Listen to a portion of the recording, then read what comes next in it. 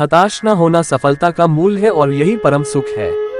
उत्साह मनुष्य को कर्मों में प्रेरित करता है और उत्साह ही कर्म को सफल बनाता है। जैसे उबलते पानी में कभी परछाई नहीं दिखती, ठीक उसी प्रकार परेशान मन से समाधान भी नहीं दिखते। शांत होकर देखिए, सभी समस्याओं का हल मिल जाएगा। हमारा सलाहकार कौन है? ये बहुत महत्वपूर्ण है, क्योंकि दुर्योधन शकुनी से सलाह लेता था और अर्जुन श्री कृष्ण से। जीवन जीने के लिए मौन आवश्यक है, परंतु जब बात मर्यादा की हो तो शस्त्र उठाना अनिवार्य हो जाता है।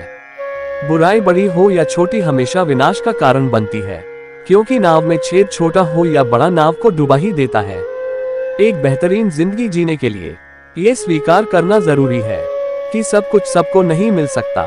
समय के साथ साथ हालात भी बदल जाते हैं, इसलिए बदलाव में स्वयं को बदल लेना ही बुद्धिमानी है। हमें कभी उस व्यक्ति पर भरोसा नहीं करना चाहिए जो वक्त के साथ स्वभाव बदल लेता है। सोच और नियत अच्छी रखिए, फिर आपके कष्ट प्रभु स्वयं दूर कर देंगे। समय जब पलटता है तो सब कुछ पलट देता है, इसलिए अच्छे समय में घमंड ना रखे और बुरे वक्त में सब्र रखना ना छोड़े। जितना इंतजार वो आपसे करवा रहा है ना, समय आने पर वो इतना देगा कि संभाल भी नहीं पाओगे। आप वापस नहीं जा सकते हैं और शुरुआत को नहीं बदल सकते हैं, लेकिन आप जहां हैं वहीं से शुरू कर सकते हैं और अंत को बदल सकते हैं।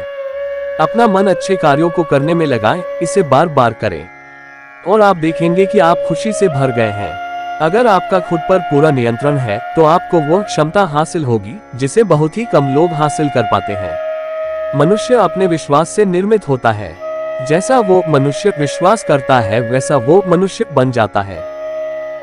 जिसने मन को जीत लिया है उसने पहले ही परमात्मा को प्राप्त कर लिया है, क्योंकि उसने शांति प्राप्त कर ली है।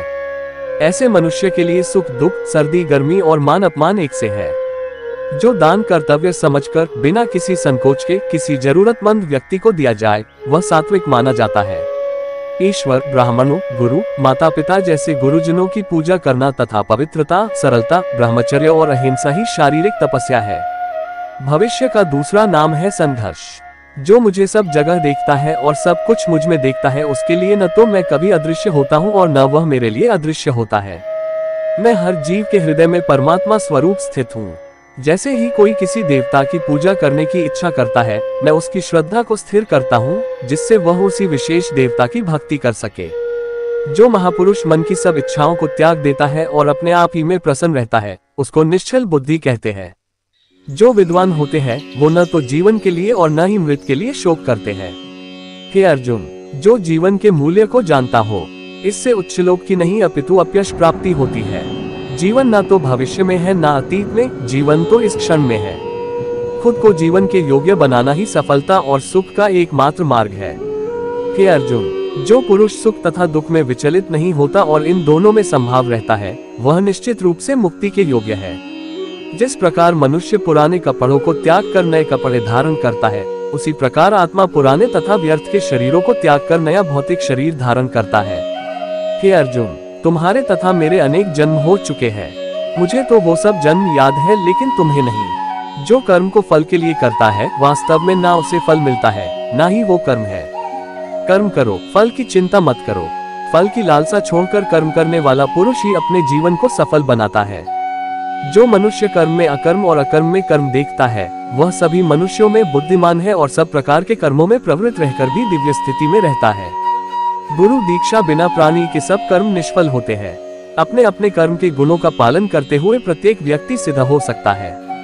यज्ञ, दान और तपस्या के कर्मों को कभी त्यागना नहीं चाहिए, उन्हें हमेशा संपत्र करना चाहिए। हे अर्जुन, जो बुद्धि धर्म तथा अधर्म, करणीय तथा अकरणीय कर्म में भेद नहीं कर पाती, वह राजा के योग्य है। जो पुरुष न तो कर्मफल की इच्छा करता है और न कर्मफलों से घृणा करता है, वह सन्यासी जाना जाता है। जो मनुष्य अपने कर्मफल प्रति निश्चिंत है और जो अपने कर्तव्य का पालन करता है, वही असली योगी है। मनुष्य जो चाहे बन सकता है, अगर वह विश्वास के साथ इच्छित वस्तु पर लगातार चिंतन करे तो। मेरा तेरा, छोटा बड़ा, अपना पराया, मन से मिटा दो, फिर सब तुम्हारा है और तुम सबके हो। जो हुआ वह अच्छा हुआ, जो हो रहा है वह अच्छा हो रहा है, जो होगा वो भी अच्छा ही होगा।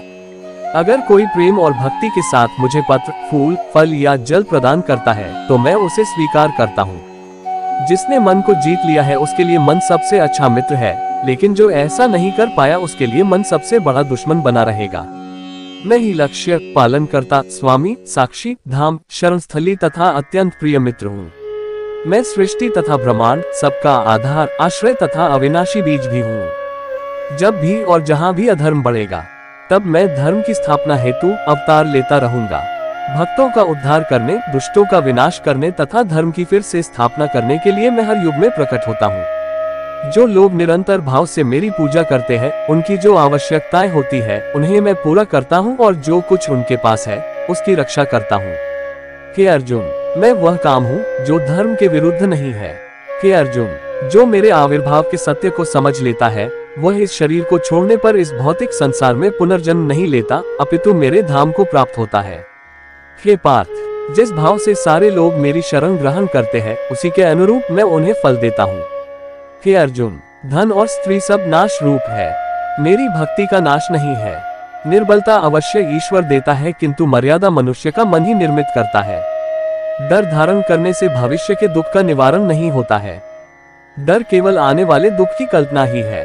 हे कुंती पुत्र, मैं जल का स्वाद हूँ, सूर्य तथा चंद्रमा का प्रकाश हूँ, वैदिक मंत्रों में ओंकार हूँ, आकाश में ध्वनि हूँ तथा मनुष्य में सामर्थ्य हूँ। अनेक जन्म के बाद जिसे सचमुच ज्ञान होता है, वह मुझको समस्त कारणों का कारण जानकर मेरी शरण में आता है। ऐसा महात्मा अत्यंत दुर्लभ होता है। हे अर्जुन, श्री भगवान होने के नाते मैं जो कुछ भूतकाल में घटित हो चुका है, जो वर्तमान में घटित हो रहा है और जो आगे होने वाला है, वह सब कुछ जानता हूँ।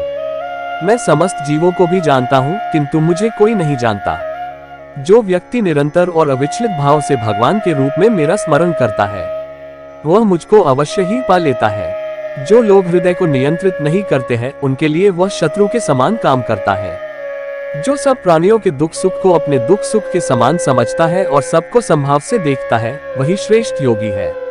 हे अर्जुन, क्रोध से भ्रम पैदा होता है, भ्रम से बुद्धि व्यग्र होती है, जब बुद्धि व्यग्र होती है तब तर्क नष्ट हो जाता है, जब तर्क नष्ट होता है तब व्यक्ति का पतन हो जाता है।